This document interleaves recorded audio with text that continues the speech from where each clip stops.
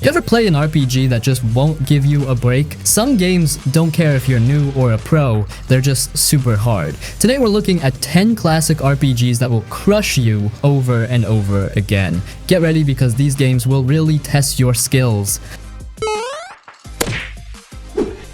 Shin Megami Tensei 3 Nocturne, 2003.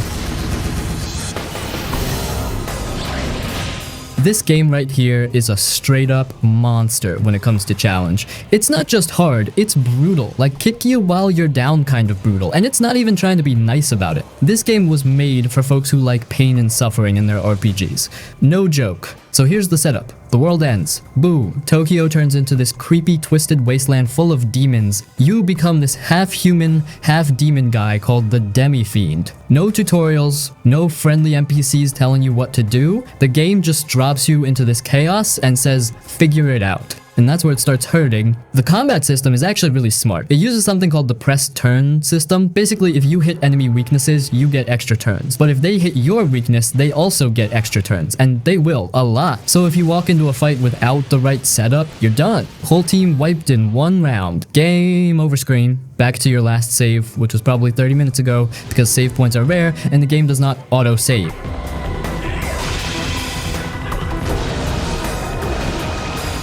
And let's talk about the Matador fight. Man, that's where most players crash and burn. This dude shows up early on with a red cape and a bad attitude. He's way stronger than anything you've faced so far. He moves fast, hits hard, dodges attacks like crazy, and uses buffs to make things even worse. It's like the game's way of saying, hey, welcome to SMT, I hope you brought tissues. Even outside of boss fights, it's rough. You don't get much money, healing items are expensive, magic runs out fast, and if you don't fuse demons wisely, you're screwed. Demon fusion is a huge part of the game. You gotta constantly combine demons to create stronger ones, and sometimes you gotta sacrifice old favorites just to survive the next area. If you beat this game, you feel like a champ, like legit proud of yourself. It tests your patience, your strategy, and your willpower.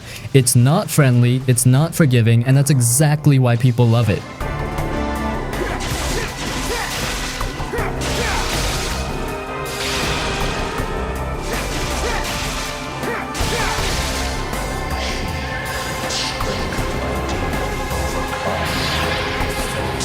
Valkyrie Profile 2 Silmeria, 2006. This one's a deep cut. A weird, beautiful, and tough as nails RPG that really doesn't care if you're keeping up. It's not the most famous title out there, but ask anyone who played it back in the PS2 days and they'll tell you this thing goes hard, especially when it comes to the mechanics and battles. Now first off, this game isn't a typical JRPG. It's kind of doing its own thing. The battles are in real time, but with turn-based flavor. Like, you can run around a 3D field during fights and each of your party members is tied to a different face button, so it feels fast, but you're also constantly thinking about timing, combos, and positioning. It's actually really cool once you figure it out, but that takes time. And that's where it gets tough. The game doesn't really hold your hand, it just throws a ton of stuff at you. Elemental attacks, break gauges, combo chains, gear stats, positioning bonuses, and you kinda gotta just learn it all by messing up a bunch. The first 10 hours feel like a crash course where the exam is already happening. The story itself is super Norse myth heavy, gods, souls, reincarnation, big drama stuff. You play as a Valkyrie who's sharing her body with a princess, and it gets real complicated real fast. Like, this game expects you to keep up with divine politics and ghost possession at the same time. But the real punch comes in the fights. Bosses in this game don't play around. If you don't come in with a plan, if you don't know how to stagger enemies, build meter, protect your squishy mages, and time your attacks, you'll get wiped. And losing a long boss fight here hurts, especially because reviving party members mid-fight isn't always an option, and healing is limited. Also, equipment. You can break enemy parts to steal gear from them, but that only happens if you hit them just right. It's satisfying when it works, but also adds another layer of stress. So yeah, Silmeria is one of those games that's easy to bounce off of, but if you stick with it, figure out the systems, and actually beat it, it feels like a real accomplishment. Like you climbed a mountain with no map, fell off a few times, but finally made it to the top and saw the view. It's one of the hardest PS2 RPGs, not because the enemies are overpowered, but because the whole game asks you to meet it at its level. And if you don't, well, that's what the game over screen is for.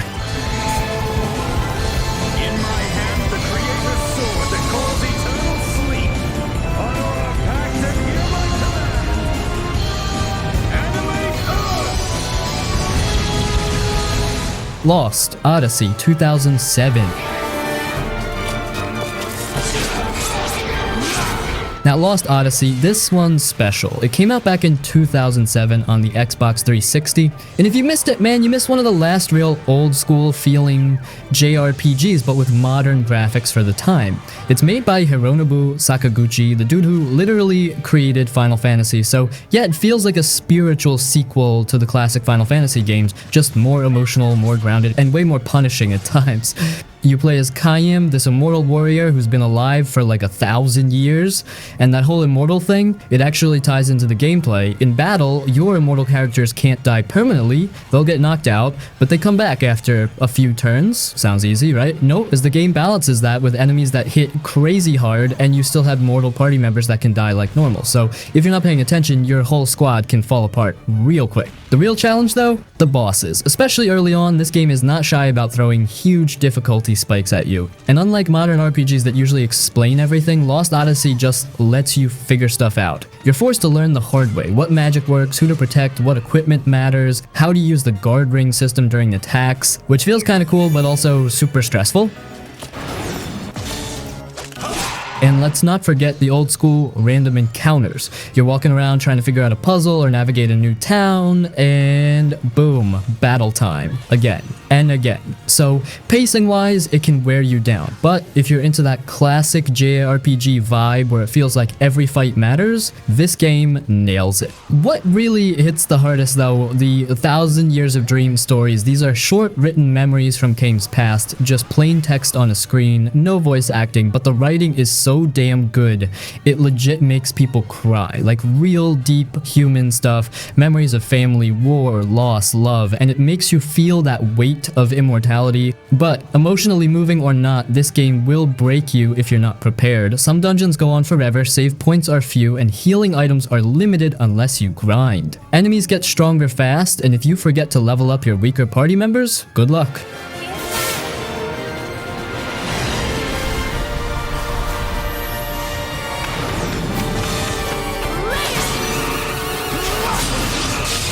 Etrian Odyssey 2007.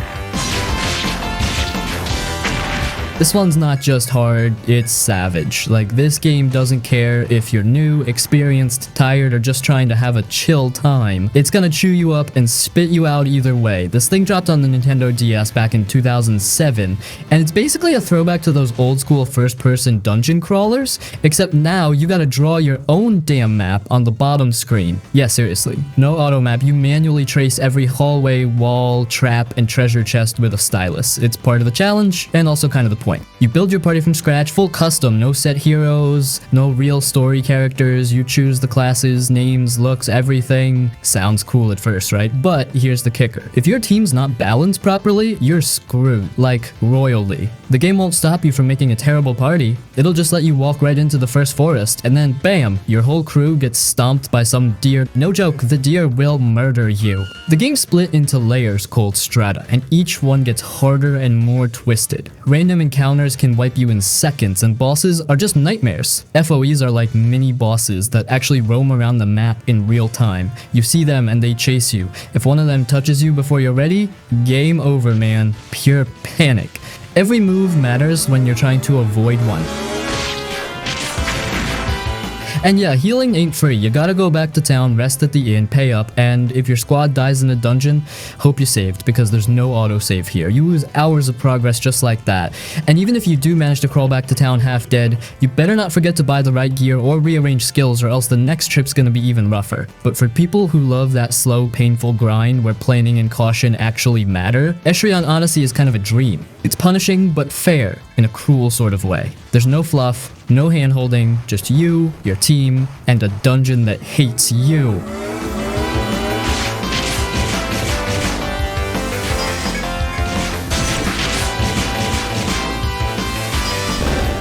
Kingdom Hearts Birth by Sleep 2010. Kingdom Hearts Birth by Sleep is one of those games that looks all bright and colorful on the outside, Disney World's cartoony characters, happy music, but underneath all that, it's a total beast. If you're not ready, this thing dropped on PSP back in 2010, and it might just be the toughest game in the whole Kingdom Hearts series if you go in blind. So first off, this isn't just one story, it's actually 3. You play as Terra, Aqua, and Ventus, and each one has their own full campaign. That means 3 separate playthroughs, 3 different perspectives, and yeah, 3 different final bosses. And if you're aiming for that secret ending, buckle up. You gotta beat everything on hard mode and do a bunch of extra stuff on top. Now let's talk about the combat. The game uses this command deck system where you pick your moves and spells from a custom loadout, you level up skills, fuse them together to create stronger ones, and even attach abilities like Combo Plus or Second Chance. Sounds fun, right? It is, but if you don't grind and build a strong deck, some of the bosses will absolutely wreck you, like no mercy. And don't even get me started on the difficulty spikes. Some bosses feel like a normal Disney level fight, and then out of nowhere, boom! Some anime style dude shows up with 12 health bars and teleports behind you faster than you can blink. Especially with Terra, who's slower and hits harder, that playthrough feels like dragging a tank through a lightning storm. Aqua's the opposite. Fast and magical, but squishy as hell. One wrong dodge and she's done. Also, the final boss fights, especially in the final episode and that optional secret boss, it's pure chaos. You need perfect reflexes, perfect dodge timing, and sometimes just pure luck. And since it's on PSP, the controls can feel kinda clunky during fast-paced fights. No second analog stick here, so camera control is a bit of a pain, and that just adds to the challenge. So yeah, Birth by Sleep isn't just a kid's Disney game. It's secretly one of the toughest Kingdom Hearts games ever made, with boss fights that'll leave your palms sweaty and your brain fried, and if you want 100% it, be ready to suffer, but if you power through, it's worth it. It's that kind of challenge that feels frustrating in the moment, but really sticks with you afterward.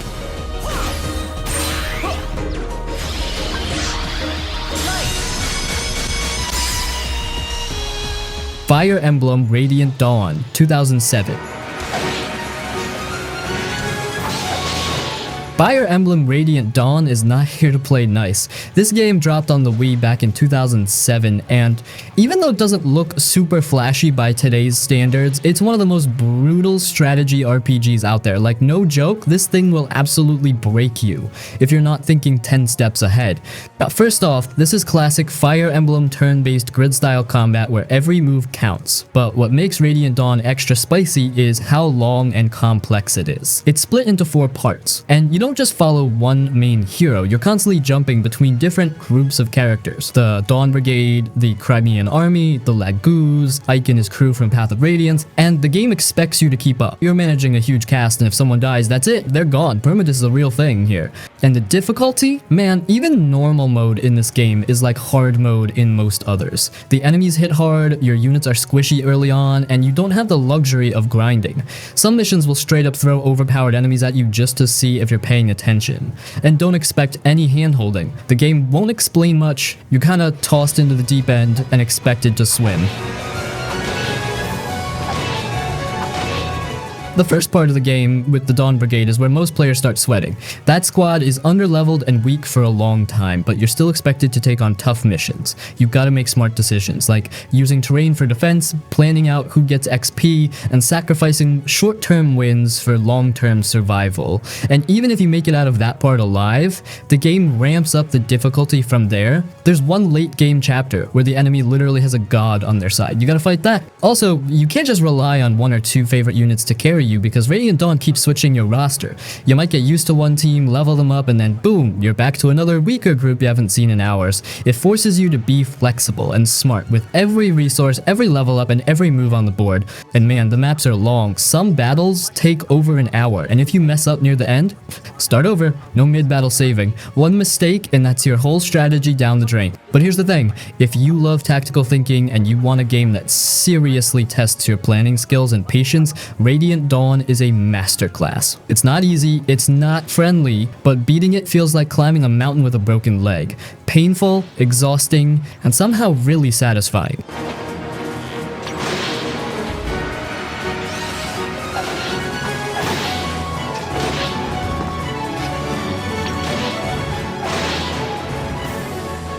Dragon's Dogma Dark Arisen, 2013. So here's the deal. This isn't your typical action RPG where enemies scale to your level or the game holds your hand. Nah. Dragon's Dogma just throws you into a wild, dangerous, open world full of giant creatures that do not care what level you are. You run into a chimera or an ogre or a griffin early on, and if you try to fight it unprepared, it's gonna body you in like 2 hits. The game doesn't stop you from going anywhere, but it's on you to realize, yeah, maybe I'm not ready for that cave yet. And the combat, it's awesome, but it's also not easy. You can climb big monsters like in Shadow of the Colossus, hanging onto a griffin mid-flight while trying to stab it in the face, or scrambling up a cyclops to poke out its eye. It feels super raw and messy, in a good way, but also super dangerous. Stamina drains fast, and you've got to time everything right or you'll get slapped into a tree. There's no traditional fast travel either, especially in the early game. You walk everywhere, through the same forests, cliffs, and monster-filled roads, and those trips get worse at night. Once the sun goes down, the game turns into a horror show. Visibility drops, lanterns barely help, and the enemies get way more aggressive. It's tense as hell and makes every journey feel risky.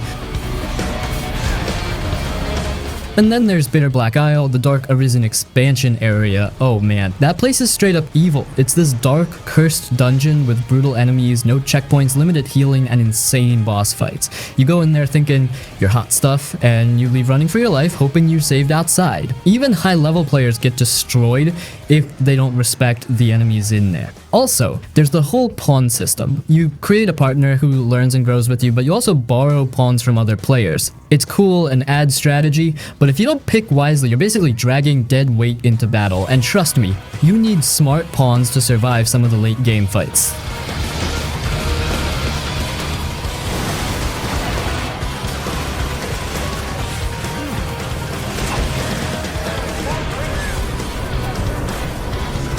Divinity Original Sin 2014.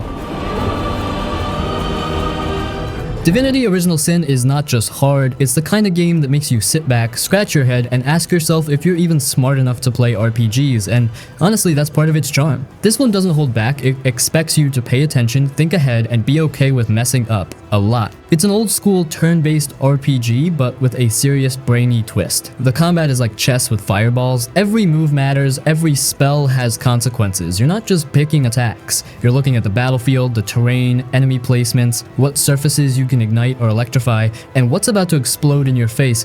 You might cast a water spell to put out fire, then zap the water with electricity to stun enemies standing in it, or maybe you use oil to slow them down, then throw a firebomb to blow the whole place up. It's creative, yeah, but it's also easy to shoot yourself in the foot if you're not careful. Enemies are smart too.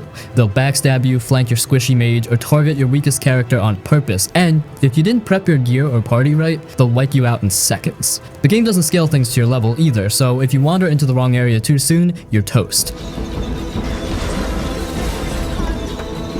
What makes it even tougher is how the game doesn't really explain much. You're expected to experiment, explore, and figure stuff out on your own. Even building your characters is tricky. You could easily make a party that sounds fun but totally sucks in battle. Like going all in on summoning and then realizing your summons can't take a hit. The game won't stop you, it just lets you struggle and learn. And speaking of learning, puzzles. So many puzzles. Some are cool, some are frustrating, but a lot of them require actual thinking. Not just find key, open door, but decode this weird riddle using clues hidden in random books you found 2 hours ago. If you're not paying attention, good luck. Bottom line, Divinity Original Sin will crush you if you rush or treat it like a casual RPG. It's for players who like to think, plan, and tinker with everything, but once you get into its groove, it becomes this deep, satisfying strategy playground, where every battle is a puzzle and every win feels earned.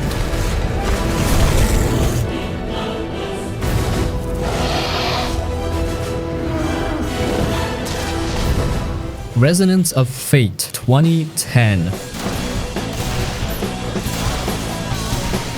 Resonance of Fate is one of those weird, stylish RPGs that dares you to figure it out. And if you don't, it's more than happy to knock you flat on your face. It's flashy, fast, and confusing as hell at first. Like, the game just throws you into this wild, gun-based combat system without really explaining it in a normal way and expects you to just survive. It's not your average turn-based RPG. This one's all about acrobatics and bullets. You're doing flips, diving across the screen in slow motion, juggling enemies in the air and trying to set up these crazy attack angles while not getting wrecked, it looks awesome, like something out of a John Wick anime, but playing it well takes real brain power.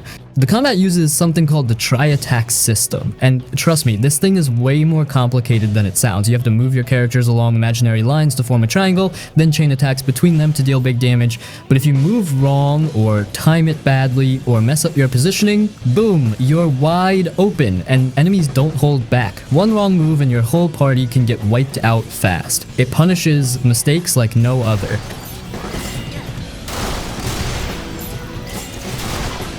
And the weapon system? It's straight up math class. You're constantly upgrading your guns, attaching tiny parts like scopes, barrels, and weird little gear pieces that give you bonuses. And every piece you add can affect weight, aim, charge speed, all that stuff. If you don't balance things properly, your character can't even move right in battle. It's like building a machine, not just leveling up stat. The world design is also super unique. Instead of towns and open areas, you're exploring this big mechanical tower called Basil. It's like a post-apocalyptic sky city, and you reveal new parts of it by placing down hex tiles on a grid. Feels more like solving a board game puzzle than exploring a normal RPG world. But make no mistake, this game is hard. Really hard. It doesn't scale with you, doesn't forgive bad builds, and doesn't explain much. If you don't sit down and study the systems, you'll get demolished. It's like the game was made for players who love to struggle through trial and error.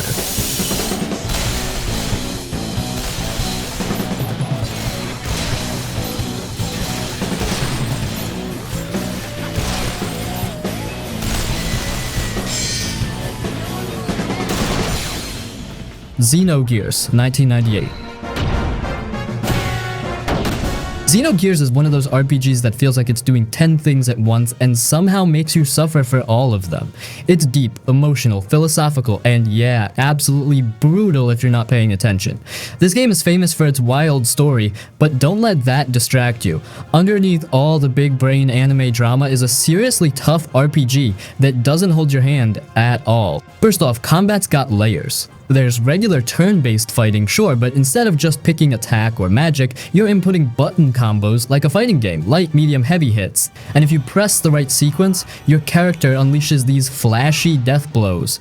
But the catch is, you can't just spam them, you gotta learn them through trial, build up your action points, and figure out which enemies are weak to what. It's satisfying but very easy to screw up early on if you're not grinding or learning how the system works. Then there's the giant robots, the gears. Yep, in Xenogears you also fight in huge mechs, and they've got a whole separate combat system. They run on fuel, and every move you make, even blocking, burns some of it. If you run out of fuel mid-fight, your gear just stands there like a useless tin can. You gotta constantly balance power and efficiency, especially during boss fights, and man, some of these bosses are total nightmares.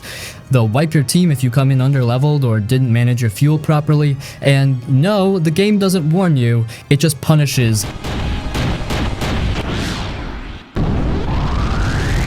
And then there's Disc 2. This part is infamous. The game gets so ambitious with its story, like covering religion, psychology, fate, identity, that halfway through it basically runs out of budget. So the second disc is mostly narrated story sections with occasional battles, and while that might sound like a break, the few fights you do get are suddenly way harder.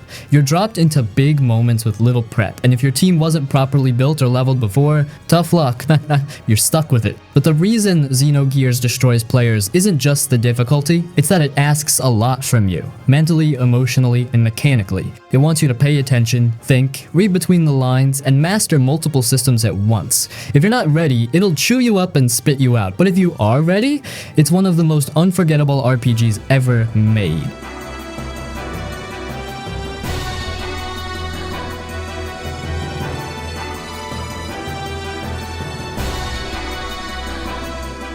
Vagrant Story, 2000. Vagrant Story is one of those games that looks cool and mysterious from the outside and then kicks your teeth in the second you try to actually play it. This thing is brutal. Like, what even is damage in this game? It was made by some of the same folks behind Final Fantasy Tactics, and yeah, you can feel it. The depth, the complexity, the pain. So first off, this ain't your usual JRPG where you press attack and move on. Nope. Vagrant Story has this weird real-time / turn-based hybrid combat where you target specific body parts on enemies, arms, legs, head, and each hit has all these damage types and stats you gotta track. And if you don't know what you're doing, you're gonna do 0 damage. Like literally, zilch, not even a scratch. And the game expects you to know about things like weapon affinity, like this sword is good against beasts but sucks against undead. This other one is great for piercing armor but totally useless against flying enemies. You end up carrying like 5 weapons and constantly swapping, reforging, or breaking them down to craft better ones. And it's not optional. If you try to brute force your way through with one weapon, you're gonna suffer. Now let's talk about chaining attacks. There's this whole rhythm-based system where you can chain hits together for big combos if you time your button presses just right. It's fun when it clicks, but if your timing is off, you whiff or just mess up your whole flow. And the enemies hit hard. They don't wait around for you to figure stuff out. You'll die in 1 or 2 bad moves. Then there's the magic system. Spells are super useful, but casting takes time, and if you're not quick, the enemy gets in a free shot. And most of the game is in these tight, claustrophobic dungeon rooms where every step could lead to a trap or a mini-boss. Oh yeah, and healing items are limited. There's no shop. No XP from fights either. All your growth comes from equipment and stats, not levels. So if you mess up your build or use the wrong gear for too long, you're just stuck. Also, no tutorials, nothing is explained. The game throws you into this deep, gothic nightmare world and just kind of says, good luck, champ. You're gonna be reading guides, scratching your head, and wondering how people finished this back in the day without losing their minds. But all that said, Vagrant Story is amazing if you can survive the learning curve. The atmosphere is dark and moody, the story is mature and full of political drama, and the visuals were way ahead of their time on the PS1. It's like Dark Souls before Dark Souls. You feel smart when you finally get it, but it absolutely punishes you until then.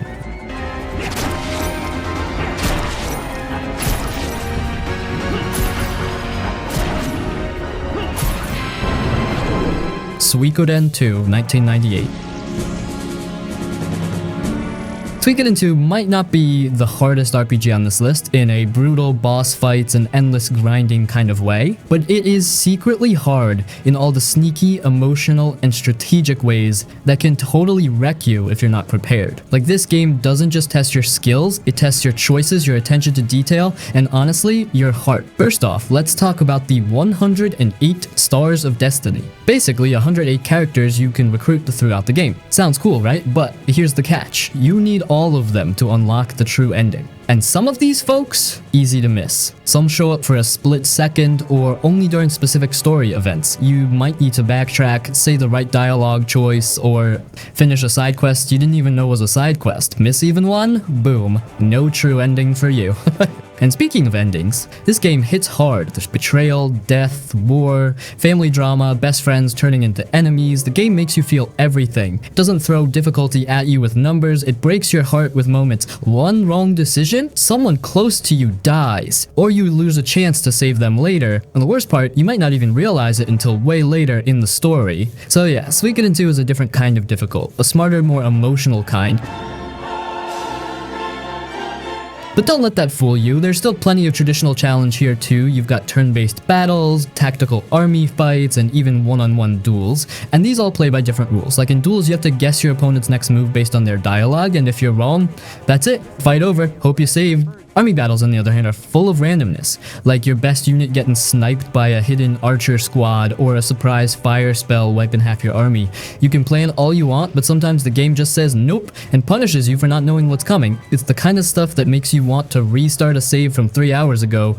Oh, and boss fights? They aren't always super tough, but if you're under-leveled, forgot to upgrade your weapons, or didn't bring the right party, they can definitely wreck you, especially later in the game when the story ramps up and things get way more intense. So yeah, Suikoden 2 might not be hard in the typical sense, but it'll mess you up in other ways. The emotional gut punches, the hidden character stuff, and the way it makes you care about every single decision. It's the kind of RPG where the challenge comes from how much it asks of you, not just in battle, but in your choices, memory, and heart.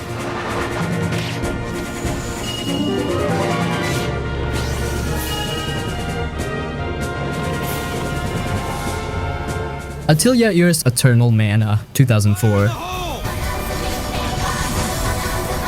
First off, the whole alchemy system is at the heart of everything. Like, you don't just buy strong gear or healing items, you make them. And if you don't learn how to properly gather ingredients, break down items, or use mana spirits to synthesize the right stuff, you're in trouble. It's like doing homework inside an RPG. But the twist is, crafting isn't just optional, it's vital. You need it for healing items, equipment, story progression, even unlocking new places. And the game doesn't really hold your hand with it. Boss fights in this game are another story. Some of them feel chill, until suddenly they hit you with a combo that wipes your whole party because you didn't buff up or bring enough crafted bombs or healing items. A lot of enemies resist normal attacks too, so if you didn't make the right elemental gear or bombs in advance, yeah, good luck. The game low-key expects you to know what's coming, which means trial and error or pulling out a guy. And the pacing of difficulty is weird. Early game, not too bad. Mid game, okay, manageable. Late game, boom, spikes hard, suddenly enemies hit way harder, bosses have tons of HP and annoying mechanics, and if you didn't spend hours doing synthesis right, you might feel underpowered.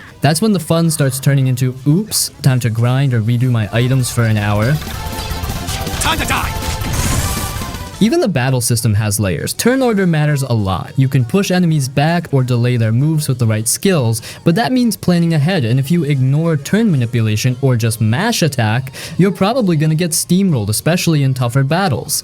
Also, and this is kinda sneaky, the game's inventory system can be a challenge on its own. You'll be collecting so many materials that it's easy to get overwhelmed. You've got to manage your bag, your storage, your mana ingredients, all while keeping track of what makes what. If you don't stay organized, you'll spend more time in menus than in actual combat. So yeah, Atelier's Eternal Mana might not scream super hard RPG, but don't underestimate it. It's got that classic PS2 era design where they expected players to pay attention, take notes, experiment, and sometimes fail. The crafting heavy gameplay adds a layer of strategy that can either make you feel like a genius or leave you stuck crafting the wrong stuff for hours.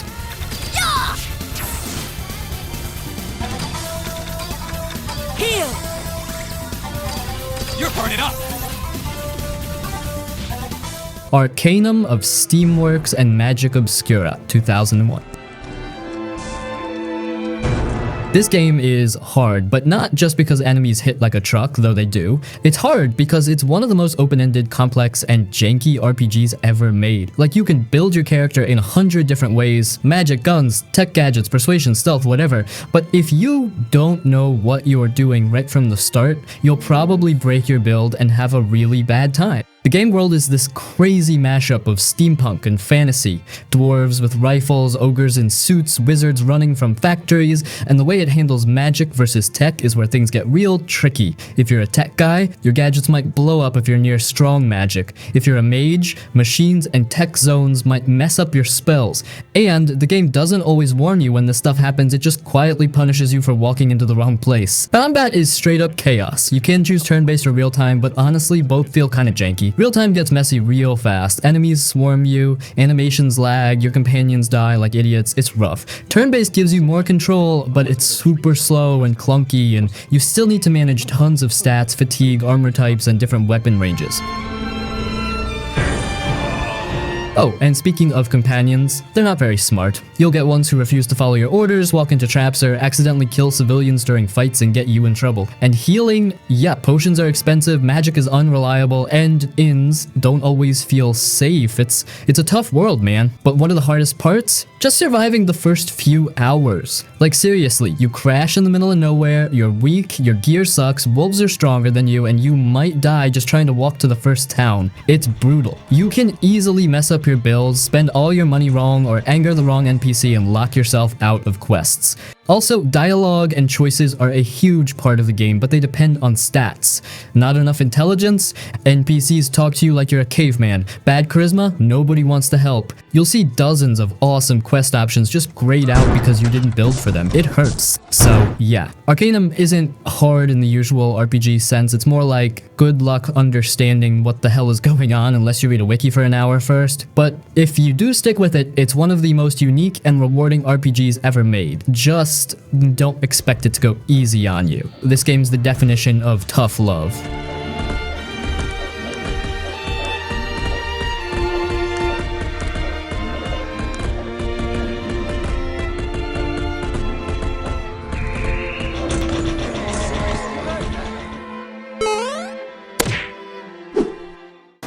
Wolves hunted packs! Wolves hunted packs! Wolves hunted packs! Wolves hunted packs!